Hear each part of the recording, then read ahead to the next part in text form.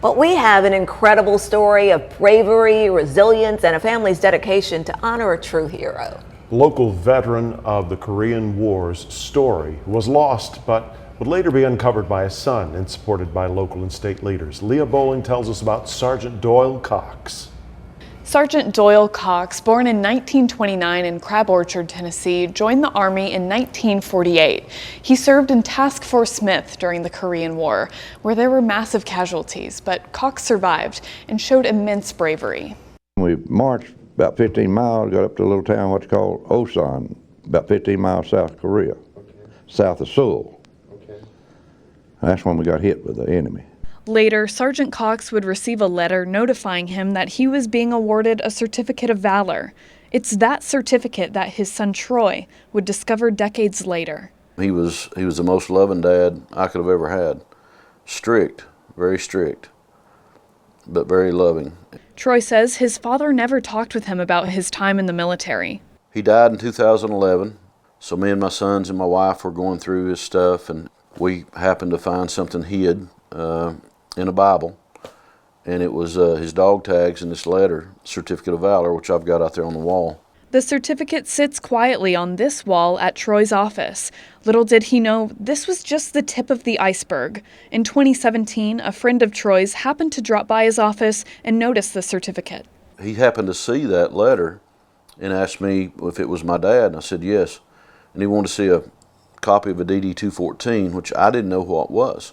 This sparked Troy's curiosity, so he requested copies of his father's discharge papers, which revealed that Sergeant Cox had also earned a National Defense Medal and a remarkable 5 Bronze Stars, 3 with V attachments. When we look at the medals that are behind me here, you obviously have 5 Bronze Stars, which is unheard of, as we have seen, but especially with 3 V devices, that's in combat service, right? That's heroic, meritorious service. In a 2003 interview with Sergeant Cox that's now on the Library of Congress's website, you can hear him say that in terms of awards, all he got is what was on his discharge papers, seemingly unfazed by the Bronze Stars and the significance of them. I got 5 Bronze Stars. Bronze Star, you get it going through major battles. And I got a bunch of them. Scott Saunders with the Medal of Honor Heritage Center explains just how remarkable this is. You have to do something particularly meritorious. People have to have seen it. They have to have affidavits. So to have 5 Bronze Stars is unique. 3 with the V device in combat is unique. With the help of Senator Marsha Blackburn, Troy was able to get access to what was left of his father's sealed personnel file from the National Archives. Now, unfortunately, much of the file was severely damaged during the fire at the archives in 1973, but the few documents left revealed the details of why his father was awarded. After this, it snowballed even bigger. Governor Bill Lee's office got involved and made a resolution. This just kind of mushroomed out bigger than I really ever planned. I thought the city of Saudi or Hamilton County might do something for Dad, and that's really all I ever, So when Governor Bill Lee done that proclamation and it's out there hanging up, that was a proud moment. So you not only have Governor Bill Lee's signature on there, you have Patsy Hazelwood.